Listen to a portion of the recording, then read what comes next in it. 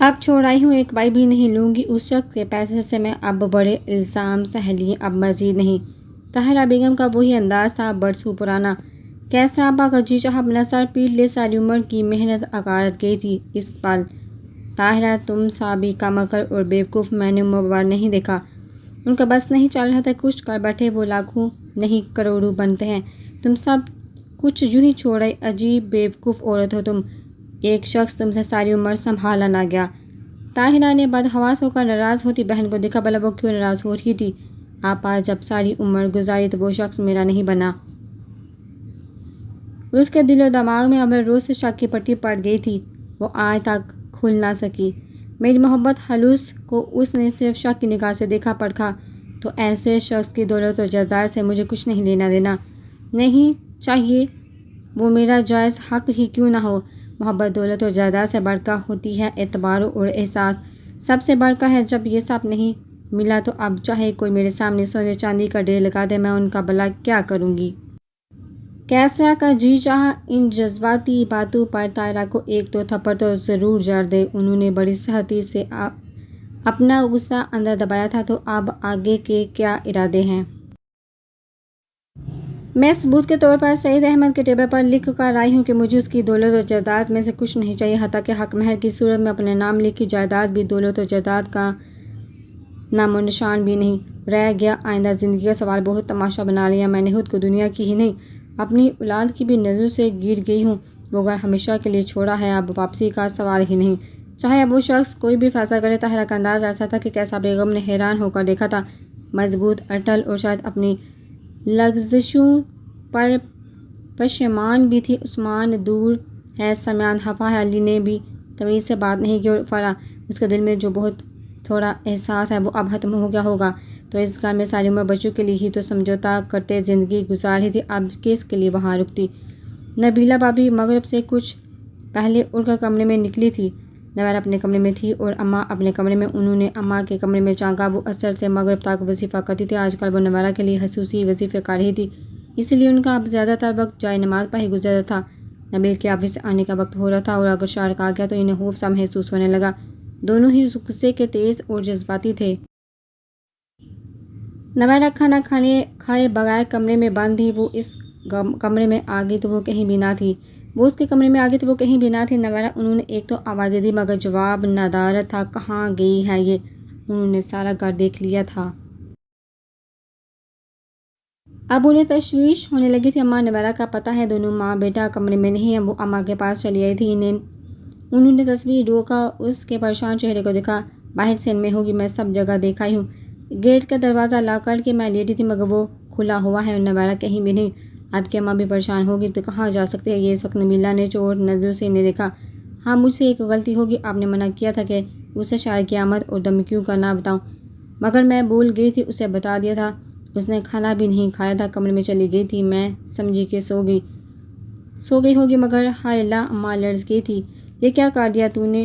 وہ مجھے اس سے خوف ہی آ رہا تھا، رہی سے ہی کسر نبیل پوری کر رہا تھا، نہ جانے کہاں گئی ہوگی، شارق تو چھوڑے گا نہیں ہمیں، ان کا دل ہول رہا تھا۔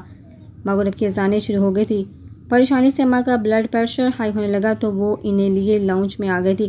اماں کو صوفے پر بٹھا کر سیدھی ہوئی تو نگاہ ٹیبل پر پڑی تھی، پہلے تو نظر انداز کیا مگر ایک تجسس تھا کہ انہوں نے کاغذ اٹھا لیا تھا، کاغذ پر لکھی تحریر نے ان کے قدموں سے زمین کھینچ لی تھی، یا اللہ، کاغذ ان کے ہاتھ سے چھوٹ کر گر گیا تھا۔ کیا ہوا، کیا ہے؟ اماں نے نبیلہ بھابھی کے سفید پڑتے چہرے کو پریشان دیکھا تھا۔ اماں نویرہ گھر چھوڑ کر چلی گئی ہے، نہ جانے کہاں، وہ رو رہی تھی۔ اماں تو ایک دو پل ششدر بیٹھی رہی تھی اور پھر انہیں لگا تھا کہ ان کے ذہن اور دل پر ایک غبار سا چھا گیا ہے۔ ہاں، اماں کو حواس چھوڑتے دیکھ نبیلہ کے اپنے حواس ساتھ چھوڑنے کو تھے، گھر میں کوئی نہیں تھا، اوپر سے اماں کی بے ہوشی۔ نبیل جلدی گھر آئی، اماں کی طبیعت، انہوں نے فوراً نبیل کو فون کیا تھا اور ادھوری بات کر کے کال بند کر دی تھی۔ نبیل راستے میں ہی تھا، فوراً راستے میں ڈاکٹر کو لیے گھر پہنچا تھا۔ ماں کو مسلسل بے ہوش دیکھا وہ بھی پریشان ہو گیا تھا، ہائے میری بچی۔ ڈاکٹر کی تھوڑی تگ و دو کے بعد ان کو ہوش آیا بھی تو وہی غم انہیں پھر بے ہوشی کی کیفیت میں دھکیل گیا تھا۔ نبیل نے تعجب سے بیگم کو دیکھا، اس نے خاموشی سے ہاتھ اسے تھما دیا۔ اب بتائے بنا چارہ نہ تھا، ہاتھ پڑتے ہی نبیل کے چہرے پر بھی وہی زلزلے کے اثر پیدا ہوئے تھے۔ ڈاکٹر نے اماں کو ایک دو انجیکشن لگا دیے تھے، وہ صرف صدمے سے بے ہوش ہوئی تھی۔ کچھ دیر بعد وہ دونوں میاں بیوی صدمے اور انجیکشن کے زیر سر لیٹی اماں کے ارد گرد پریشانی سے بیٹھے ہوئے تھے کہ شارق چلا آیا تھا۔ نبیل اسے دیکھا ایک دم غصے سے اٹھ کھڑا ہوا تھا۔ تم کیا لینے آئے ہو تم یہاں؟ میں تو دوپہر کو بھی آیا تھا، کیا تمہاری بیوی نے تمہیں یہ نہیں بتایا؟ شارق نے تمسخر سے اسے دیکھا تھا۔ تم نے خود ہی تو فون کیا تھا کہ آ کر اپنا بچہ لے جاؤ۔ رہی خلا کی کارروائی تو وہ کورٹ میں دیکھ لوں گے۔ دوپہر میں بچہ گھر پر نہیں تھا، اب آیا ہوں لینے۔ شارق بھائی پلیز، نبیل کو آپ کی آمد کی خبر نہیں دی تھی اور اس وقت اماں کی بھی طبیعت ٹھیک نہیں۔ آپ دونوں آہستہ سے بیٹھ کر باتیں کریں۔ اس نے پہلے کہ نبیل غصے سے کچھ کہتا، نبیلہ درمیان میں آن پڑی تھی۔ میں یہاں بیٹھنے نہیں آیا، آپ وہ سب کو لا دیں، میں فوراً چلا جاتا ہوں۔ اماں پر ایک نگاہ ڈال کر اس نے اپنے اسی انداز میں کہا تھا تو نبیل نے کھا جانے والے نظروں سے اسے دیکھا تھا۔ شارق بھائی آپ بیٹھیے، آپ کو سب بتاتی ہوں پلیز۔ نبیل کو اشاروں ہی اشاروں میں خاموش رہنے کا کہہ کر اس نے شارق کی منت کی تھی۔ دیکھیے بھابھی، مجھے صرف اپنے بچے سے غرض ہے، کسی سے کوئی لینا دینا نہیں۔ بیٹھنے کا کیا ہے، میں بیٹھ جاتا ہوں، مگر آپ ذرا جلدی کریں، میرے پاس وقت نہیں۔ نبیلہ نے خاموشی سے نگاہ اپنے اوپر ضبط کرتے نبیل پر ڈالی تو پھر ہاتھ میں پکڑا ہاتھ شارق کو تھما دیا تھا۔ یہ کیا ہے؟ اس نے تعجب سے دونوں میاں بیوی کو دیکھا تھا۔ آپ خود پڑھ لیں۔ اور شارق کو بھی وہی کیفیت ہوئی تھی جو یہ لوگ جی رہے تھے۔ کیا بکواس ہے یہ؟ اس نے نبیلہ اور پھر نبیل کو دیکھا تھا۔ میں سو رہی تھی اور اماں اپنے کمرے میں نماز پڑھ رہی تھی۔ پتہ نہیں وہ کس وقت معصب کو لے کر چلی گئی، ہمیں بالکل نہیں پتہ چلا۔ ناممکن، وہ کیسے چلے گی؟ وہ مکھی بن کر کہیں نکل گئی اور آپ لوگوں کو پتہ تک نہ چلا۔ میرے ساتھ یہ ڈرامے بازیاں نہ کر، میں آپ کے جھوٹ پر کبھی یقین نہیں کرنے والا۔ آپ لوگوں نے خود اسے کہیں غائب کیا اور اب یہ ہاتھ دکھا کر مجھے الو بنا رہے ہیں۔ لائیے اسے کہیں سے بھی، ابھی اور اسی وقت۔ شارق کا تو اس انکشاف نے برا حال کر دیا تھا۔ تمہارا کیا خیال ہے ہم جھوٹ بول رہے ہیں، بکواس کر رہے ہیں؟ اماں صدمے سے اس حال میں ہیں، پریشانی سے ہمارا برا حال ہے، تم کہہ رہے ہو ہم مذاق کر رہے ہیں؟ ہم نے خود غائب کیا ہے اسے۔ شارق کی باتوں نے نبیل کو بھی آؤٹ آف کنٹرول کیا تھا۔ ہمارا دماغ خراب ہے کہ اپنی عزت خود اپنے ہاتھوں سے رولتے پھرے؟ وہ صرف تمہاری وجہ سے گئی ہے، تمہاری وجہ سے۔ نبیل نے شارق کو صاف سنایا تھا۔ نبیلہ نبیل کے تیور سے خوف زدہ ہوئے دونوں کے درمیان آئی تھی۔ پلیز شارق بھائی، خدا کی قسم یقین کریں ہم پر، ہم جھوٹ نہیں بول رہے۔ نہیں پتہ چلا کہ وہ کب گئی ہے اور کہاں؟ یہ ہاتھ آپ کے سامنے ہے، نویرا کی لکھا ہے، جتنا قصوروار وہ آپ کو ٹھہرا رہی ہے، اتنا ہی نبیل کو بھی۔ نہ جانے وہ کہاں گئی ہے، بجائے اس کے کہ ہم ایک دوسرے کو الزام دے اسے ڈھونڈے۔ پلیز، شام گہری ہو رہی ہے، نہ جانے وہ کہاں ہوگی۔ وہ رو دی تھی اور شارق نے لب بھیج لیے تھے۔ یقین تو نہیں آ رہا تھا، مگر خالدہ بیگم کی حالت، نبیلہ کا رونا اور نبیل کا سب برداشت کر لینا ایسی حقیقت تھی کہ صاف بتا رہی تھی کہ یہ لوگ بھی لا علم تھے، بے قصور تھے۔ تو پھر وہ کہاں گئی تھی؟ اگر سچ تھا تو انتہائی تشویشناک تھا۔ دیکھ لوں گا، میں سب کو معاف ہوتے ذہن کے ساتھ دھمکیاں دیتا وہاں سے چلا گیا تھا اور نبیل نے اب لب بھیج لیے تھے۔ رات کے صاحبہ کا رویہ طاہرہ کے ساتھ کافی رکھا سا ہو گیا تھا۔ انہوں نے چند بار آپس سے بات کرنے کی کوشش کرنا بھی چاہی تو انہوں نے خود کو اتنا مصروف کر لیا کہ وہ چاہنے کے باوجود انہیں مخاطب نہ کر پائیں۔ رات خود ہی کچن کے کاموں میں ان کا ہاتھ بٹانے کے ان کے پاس چلی آئی تو انہوں نے وہی سوال کر ڈالا جس کی وجہ سے وہ سوچ سوچ کر پریشان ہو چکی تھی۔ اگر تمہارے بچوں نے اسی طرح چپ سادے رکھی تو تمہارے میاں نے آخری فیصلہ کر ڈالا تو کدھر جاؤ گے تم؟ بڑی شفقت سے سوال کیا تھا۔ طاہرہ نے بڑی خوف زدہ نظروں سے آپا کو دیکھا۔ بڑا اسپاٹ سا چہرہ تھا۔ میں بھلا کدھر جاؤں گی، آپ کے پاس ہی رہوں گی، ساری عمر آپ کے پاس ہی آئی ہوں۔ سب بہن بھائی اس بات پر ناراض رہتے تھے کہ آپ کو میں اہمیت دیتی ہوں۔ انہوں نے سادگی سے کہا، پہلے کی بات اور تھی، اب بھلا تم میرے پاس کیوں رہو گی؟ بڑے بھائی صاحب، میں اور بھی بہنیں بھائی ہیں، کسی کے پاس بھی چلے جاؤ۔ انہوں نے ایسی بات کہی تھی کہ طاہرہ بیگم ششدر دیکھتی رہ گئی تھی۔ کیسا آپا نے ان کے اس انداز پر اپنا ماتھا پیٹ لیا تھا؟ طاہرہ بیگم ساری عمر گواہ کر بھی ان کا رویہ اور بدل دیتے ورنہ سمجھ پائی تھی۔ آپ کو پتہ ہے کبھی کسی نے میرا ساتھ نہیں دیا، ہر کسی نے الزام مجھے ہی دیا ہے، اب بھلا وہ لوگ مجھے کیسے قبول کریں گے؟ وہ روحانسی ہوگی ساری عمر اسی بہن کے ہی دماغ سے سوچا اور کیا تھا، اب بھلا کیسے کسی اور کے پاس جانے کا سوچتی؟ تمہیں اپنی بہنوئی کا تو پتہ ہے کس دماغ کے انسان ہے، اگر انہوں نے کچھ ایسا ویسا کہہ دیا تو پھر مجھے نہ کہنا۔ وہ صاف لفظوں میں طاہرہ کو اپنے گھر سے نکل جانے کا کہہ بھی نہیں سکتی تھی۔ وہ اس حالت میں بھی چاہتی تھی کہ طاہرہ خود ہی کچھ سوچ لے اور ان کے اوپر الزام بھی نہ آئے۔ اگلے 2 دن میں طاہرہ بیگم نے صاف محسوس کیا تھا کہ آپا تو ایک طرف، ان کے میاں اور تینوں بیٹیوں کا رویہ بھی بدل گیا تھا۔ 2 دن سے انہوں نے صرف ایک بار صبح کے وقت کھانا کھایا تھا، کسی نے ان سے کھانے کا پوچھا تھا اور نہ ہی کھانے پر بلایا تھا۔ صرف ایک ارشد تھا جس کا رویہ ابھی تک نارمل تھا، پہلے جیسا ہی تھا۔ تیسرے دن بھوک، ٹینشن اور کمزوری کی وجہ سے انہیں بخار ہو گیا تھا۔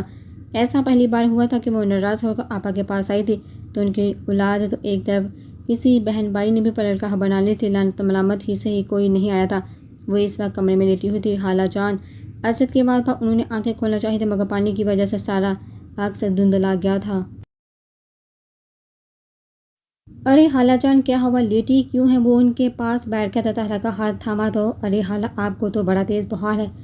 پانی پلکوں کی سرحد پار کرتے رخساروں پر بہنے لگا تو اسد نے بڑی خاموشی سے انہیں دیکھا تھا۔ اس وقت خالہ پر غصہ بھی آیا اور طرز بھی۔ یہ بے یارو مددگار عورت ساری عمر اس کی ماں و باپ کے ہاتھوں کٹ پتلی بنتی رہی تھی۔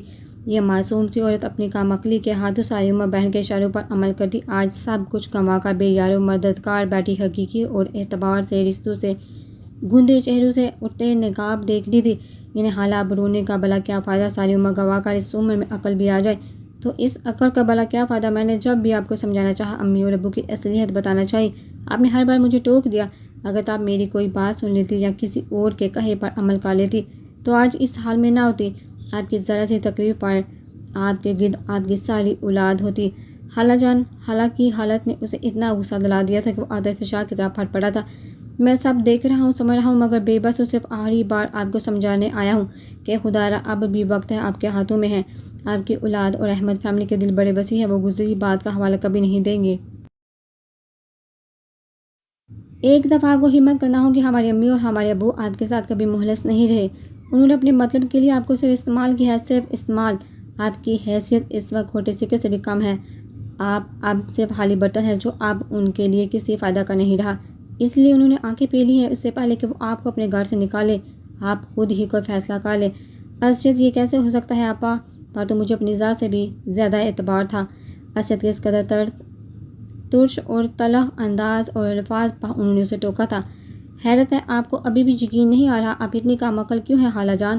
ماں اور باپ ان لوگوں کے کیٹیگری میں آتے ہیں جو رشتوں کو صرف خود غرض اور دولت کے ترازو میں تولتے اور محبت کو صرف اغراض کی عینک سے دیکھتے ہیں۔ ہماری امی کے اندر یہ خصوصیت کیسے پیدا ہوئی مجھے نہیں علم، مگر وقت اور حالات نے یہ درک ضرور کرا دیا کہ انہیں اپنی ذات اور صلاحیتوں سے بڑھ کر صلاحیتوں پر حد سے زیادہ گمان ہے۔ انہیں صلاحیتوں کے بل بوتے پر انہوں نے آپ کے شوہر حضرات کو اپنی طرف مبذول کرانا چاہا تھا۔ ہے تو شرم کی بات مگر کیا کرے، آپ کو حقیقت کی طرح دنیا دکھانے کے لیے یہ سب بتانا بھی ضروری ہے، مگر وہ عقل مند ہے جو ان کے جال میں نہ آئے۔ ان کا پلس پوائنٹ یہ تھا کہ دولت مند تھے اور دولت امی کی کمزوری ہے۔ وہ ان سے صرف بزن ہی نہ ہوئے تھے، ہار بھی کھانے لگے تھے اور یہ بات امی کے لیے ناقابل قبول تھی۔ کوئی ان کے جال سے بچ نکلے یہ کیسے ممکن ہے؟ انہوں نے ان سے دشمنی کا راستہ بنا لیا تھا، صرف ان سے ہی نہیں شائستہ حالہ لوگوں سے بھی، مگر افسوس حالوں کا انتخاب آپ ٹھہری اور امی کا انتخاب اسد۔ بس کرو، انہوں نے اسے ٹوکنا چاہا تھا مگر وہ تمساح سے ہنسے ایک پل رکا تھا اور پھر شروع ہو گیا تھا۔ انہوں نے سوچے سمجھے منصوبے کے تحت آپ کو سعود انکل کی طرف راغب کیا۔ اسد بس کرو، اسد کے منہ سے یہ سب سن کر ان کا سر ہی نہیں وہ خود بھی اپنی نظروں سے گرنے لگی تھی۔ خالہ مجھے آج بولنے دے، یہ برسوں کا غبار ہے جو میرے اندر اکٹھا ہو چکا ہے، اگر آج بھی نہ نکلا تو میں پاگل ہو جاؤں گا۔ آپ کی طرح میں بھی امی کی صلاحیتوں کے زیر اثر رہا تھا اور پھر جب حقیقت کا پردہ ایک ایک کر کے مجھے اصل چہروں سے روشناس کرواتا گیا تو میرے اندر سے رشتوں کا رہا سا برم بھی اٹھ گیا تھا۔ میں نے بارہا کوشش کی آپ کو آنے والی تکلیف سے بچا لوں مگر افسوس میں ایسا نہ کر پائی۔ وہ بڑے دکھ سے ہنسا تھا۔ امی سے برداشت ہی نہیں ہوا تھا کہ ایک دبو بیوقوف اور اپنی دنیا میں مگر رہنے والی ان کی بہن ان سے سبقت لے جائے۔ انہوں نے آپ کو سعود انکل کی طرف راغب کیا اور پھر شائستہ آنٹی کے دل میں یہ بات بھی ڈال دی۔ آپ کے جذبات کو وہ ہوا دیتی رہی اور ادھر شائستہ آنٹی کو جلاتی رہی۔ آپ کی قسمت تھی کہ امی کی ہزارہا کوشش اور آپ کی جذباتی حرکتوں کے باوجود سعید انکل سے آپ کی شادی ہو گئی۔ آپ نے حالات کو قبول نہیں کیا تھا مگر مجبوری نبھا رہی تھی ہے نا؟ تمہیں یہ سب کس نے بتایا؟ اسد کا سوالیہ انداز میں انہوں نے غصے سے پوچھا تھا۔ وہ ہنس دیا۔ حالات نے خالہ جان، وقت اور حالات نے سب بتا دیا کہ کیا سچ ہے اور کیا جھوٹ۔ دولت اور خوب سے خوب تر کی جستجو کا لالچ صرف امی کی فطرت کا حصہ نہ تھے، بدقسمت تھے یہ ہمارے ابو کے خون میں بھی وراثت کے طور پر شامل تھا۔ امی کے سسرال یعنی ہمارا دودیال سعید انکل جیسے ٹھاٹ باٹ کے مقابلے میں کچھ بھی نہ تھا اور امی ابو کو ہر وقت اس بات کا احساس دلاتی رہتی تھی اور ابو کی لالچی فطرت احساس کمتری کا شکار ہو کر انہیں دولت سمیٹنے کے اسرار و رموز سے آگاہ کرتی تھی۔ ان دونوں نے مل کر آپ کے ذہن کو ساری عمر جگڑے رکھا۔ انہوں نے آپ کو خود سے کبھی سوچنے نہ دیا، مٹی کا مادوع بنا کر رکھ دیا آپ کو۔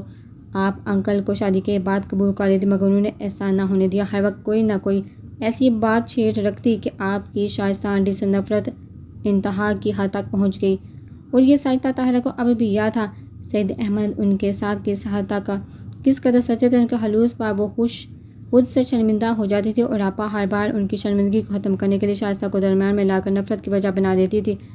حالہ وقت نے امی کی سوچ کو شکست دی تھی اور انکل کی محبت جیتی تھی۔ آپ کے دل میں گزشتہ جذبات پر ندامت کے ساتھ نئے احساسات پیدا ہونے لگے تھے اور امی کی ہزار ہاں کوششوں کے باوجود آپ سعید انکل سے ایک مخلص بیوی کا ثبوت دینے لگی تھی اور امی کے یہ گوارا نہ تھا اور آپ ایک خوش باش ٹھاٹ باٹ والی زندگی گزارے اور وہ آپ کے ہی ہر ماہ دیے گئے ہزاروں روپے پر زندگی گزارے۔ طاہرہ نے حیران ہو کر اسد کو دیکھا، واقعی ہر ماہ بہت چپکے سے سعید احمد ان کے ہاتھ میں جو بھی رکھتے تھے آدھے سے زیادہ آبا کو دے دیتی تھی۔ بھائی صاحب شروع سے ہی فارغ البال تھے، ساری عمر نہ کوئی کام کیا نہ کوشش کی۔ باپ دادا کی جائیداد سے ان کے حصے میں ایک گھر اور کچھ دکانیں آئی تھیں جن کا کرایہ ان کے کل آمدنی تھی۔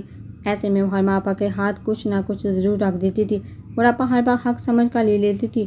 بعض اوقات تو وہ خود سے کہیں ہزار مانگ لیتی تھی اور انہوں نے کبھی انکار نہ کیا تھا اور سعید احمد اچھی فطر کے تھے کہ کبھی دے کر پوچھا نہ تھا کہ وہ روپیہ کہاں خرچ کر رہی ہیں۔ آپ کی شائستہ آنٹی سے متعلق نفرت ختم ہو رہی تھی۔ اس کا مطلب تھا کہ کچھ عرصے بعد حالات نارمل ہو جاتے اور اگر ایسا ہو جاتا تو سب کچھ ختم ہو جاتا۔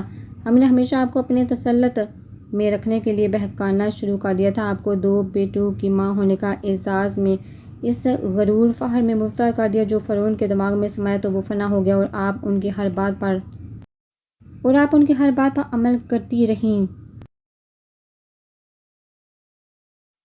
انہوں نے گھر کے دل میں آپ کے خلاف شک پیدا کروایا۔ ان سب حالات کے ساتھ آپ کا اپنا مقصد تھا، ان کا اپنا مقصد تھا۔ کیوں ہر بات امی اور ابو کی مانی، اپنی عقل استعمال کیوں نہ کی؟ کیوں ہماری زندگی کو ہمارے لیے توق بنا گئی؟ یہ بے حس بے ضمیر لوگ تھے، کچھ ہمارا خیال کر لیا ہوتا۔ امی نے کبھی نہ سوچا کہ وہ جو گڑھا کسی کے لیے کھودے ہیں کبھی ان کی اپنی اولاد بھی اس میں گر سکتی ہے، حالانکہ کچھ تو سوچ لیا ہوتا۔ اسجد کے اس قسم کے رویے پر وہ ششدر سی بیٹھی رہ گئی تھی۔ آپ نے اپنا گھر برباد کیا، امی کے پاس آ گئے۔ قصور شائستہ آنٹی کا نہ تھا، قصور آپ کا اپنا تھا۔ چند سال بعد انکل سے اگر آپ کی صلح ہو گئی تو آپ نے وہی روٹین رکھی، اگر ایمانداری سے اپنا گھر بساتی تو امی کی کیا مجال تھی کہ آپ کو بہکائیں۔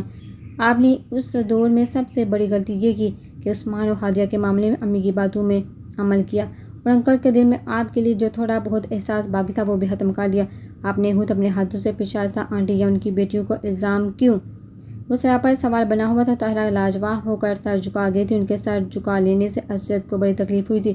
آپ نے اپنے بچوں کو حق سے خود سے متنفر کر دیا، پہلے عثمان اور پھر سمیان اور اس کے بعد علی اور فرح۔ آپ نے ایک ایک کر کے اپنی اولاد کو خود اپنے سے دور کیا ہے۔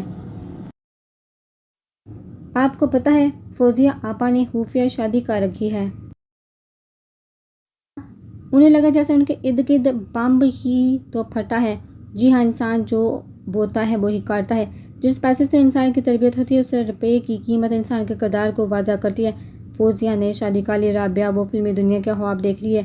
امی کے لیے یہ دونوں باتیں عام سی حقیقت رکھتی ہیں اور ابو انہیں پیسہ چاہیے، چاہے وہ فوزیہ کے شوہر کو ہر ماہ بیوی سے ملنے کے لیے ایک معقول رقم کی صورت میں ان کے ہاتھ میں رکھنا پڑے۔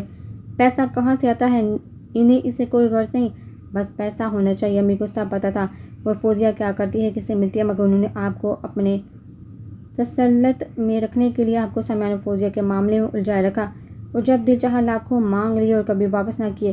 ایسا ہی کھیل وہ میرے اور فرح کے معاملے میں بھی کھیلنا چاہتی تھی، مگر قسمت سے بڑھ کر کوئی بھی زور آور نہیں۔ ان کو فرح سے زیادہ فرح کے نام کی شیئر اور دولت جائیداد اٹریکٹ کرتی تھی، حالانکہ آپ نے خود سے کبھی نہ سوچا کہ جو اتنے سارے لوگ ایک طرف ہیں اور امی ایک طرف، اس میں سچ کیا ہے؟ کہ آپ کا کبھی دل نہ چاہا کہ ایک بار ہی صحیح ان سارے لوگوں کی بات ہی مان کر دیکھ لوں؟ صرف ایک امی ہی تو تھی، اپنا گھر برباد کیا، اولاد آپ سے اور متنفر، بہن بھائی اب آپ کو آپ کے حالات پر چھوڑ چکے ہیں۔ تو اس عالم میں بھی آپ نے گھر چھوڑ کر چلے آنے کی ایک انتہائی سنگین غلطی کی۔ کیوں حالہ؟ کیوں؟ وہ اتنا بولا تھا کہ آخر میں ایک دم حالہ کے ہاتھ تھام کر سوالیہ نشان بن بیٹھا تھا۔ آپا غلط نہیں ہو سکتی، میرا دل نہیں مانتا وہ کبھی میرے ساتھ غلط نہیں کر سکتی۔ یہ پتہ نہیں یقین اور اعتبار کی کون سی منزل تھی۔ اسد کو لگا اس کا سب کہنا فضول گیا ہے۔ آپ کو ایسے یقین نہیں آگا؟ چلیے میرے ساتھ۔ وہ انہیں اٹھا کر سہارا دے کر باہر لے آیا تھا۔ کہاں لے کر جا رہے ہو مجھے؟ ابھی سب حقیقت کی طرح واضح ہو جائے گا، بس آپ ادھر رکیے اور اس کھڑکی سے اندر کی ساری آواز آئے گی، آپ نے دھیان سے سب سنا ہے۔ میں اندر جا رہا ہوں، یہ آخری موقع ہے حالت سنبھلنے کا۔ مجھے کیسے علم ہوا؟ یہ وقت نے سکھایا، اب وقت آپ کو سکھانے والا ہے۔ حوصلہ رکھیے گا، ابھی وقت آپ کے ہاتھ میں ہے، مگر یاد رکھیے گا وقت نکل گیا تو پچھتاوا وہ بھی بیکار رہے گا۔ وہ انہیں کھڑکی کے پاس کھڑا کر کے اندر چلا گیا تھا۔ امی آپ کو پتہ ہے خالہ کو کتنا تیز بخار ہے، یہ اذیت تھا تو میں کیا کروں، مصیبت جان کو ہی آ گئی ہے۔ اب تو یہ بیزاریت لیے آواز کیسا آپ آگئی تھی۔ طاہرہ کو لگا جیسے چھن سے ان کے اندر کچھ ٹوٹنے کو ہے۔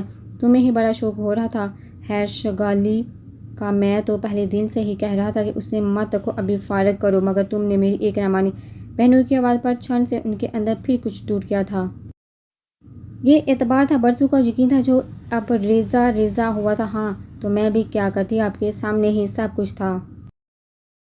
منہ سے وہ ایک لفظ بھی نہیں کہہ رہی تھی۔ پھر مجھے یہ بھی تھا کہ ناراض ہو کر ہی آئی ہے، نہ کیا پتا تھا سب ختم کر کے آئی ہے۔ طاہرہ کو آپا کی آواز بڑی اجنبی لگی تھی۔ مجھے تو یہ تھا کہ ابھی بھی لاکھوں کروڑوں کی مالک ہے، مرا ہوا ہاتھی بھی 1.25 کا ہوتا ہے، مگر کیا پتا تھا کہ بالکل خالی ہاتھ کر کے آئی ہے۔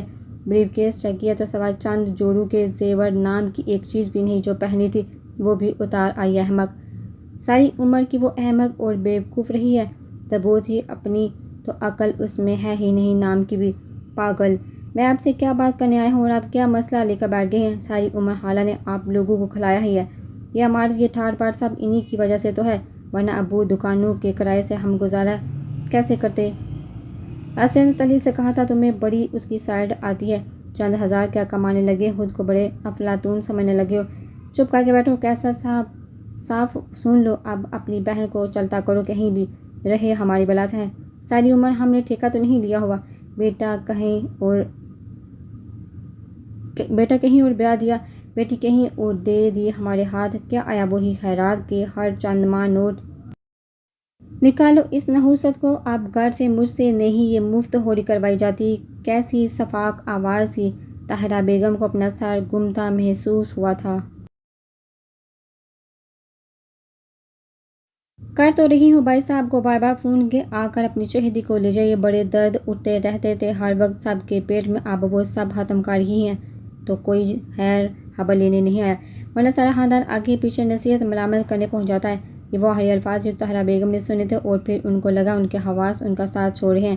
پہلے اسد کی باتیں اور اب یہ انکشاف، وہ لہرا کر گری تھی اور پھر ہر چیز ان کی بصارت سے اوجھل ہو گئی تھی۔ ہوش میں آنے کے بعد انہیں اول تو کچھ سمجھ نہ آیا، اور جب انہیں جگہ اور صورتحال کا اندازہ ہوا تو ان کا دل پھر رونے لگا۔ خالہ جان، اسد کو خود پا چکے دیکھا، وہ رو دی تھی۔ اسد، کیوں کیا آپا نے میرے ساتھ ایسا، میں نے تو کبھی ان کا برا نہ چاہا تھا۔ ان کے آنسو بے اختیار بہنے لگے تھے۔ خالہ جان پلیز خود کو سنبھالیے، آپ کی طبیعت نارمل نہیں ہے، آپ مسلسل 2 گھنٹے بے ہوش رہی ہیں، اس وقت بھی ہسپتال میں ہیں۔ اسد، میرے بچوں کو بلا دو، ساری عمر میں نے انہیں کوئی سکھ نہ دیا، اب زندگی کا کوئی بھروسہ نہیں، میں ایک بار تو ان سے معافی مانگ لوں۔ اور سعید احمد کے تصور سے ہی ان کا پورا وجود کانپ اٹھا تھا۔ خالہ جان پلیز، آپ کی طبیعت ٹھیک نہیں ہے، آپ کا بلڈ پریشر شروع کر چکا ہے، بمشکل ہوش آیا آپ کو، پلیز کچھ نہ سوچیے، میں سب کو اطلاع کروں گا، آپ پہلے خود ٹھیک ہو جائیں۔ نہیں اسد، اب کچھ باقی نہیں رہا، سعید احمد کو بلوا دو، میرے بچوں کو بلوا دو، پھر چاہے موت آ جائے، اب جینے کی چاہ نہیں ہے، اب کس منہ سے زندہ رہوں گی، تم دعا کرو رب مجھے موت دے دے۔ خالہ جان، طاہرہ بیگم کی آوازاری پر اسد کے لیے سنبھالنا مشکل ہو گیا تھا، تو اس نے ڈاکٹروں کو بلایا، انہوں نے طاہرہ بیگم کو انجیکشن لگا کر پرسکون نیند سلا دیا۔ انہیں بے ساتھ بستر پر لیٹا دیکھ کر اسد کے اندر کا اضطراب بڑھنے لگا تھا۔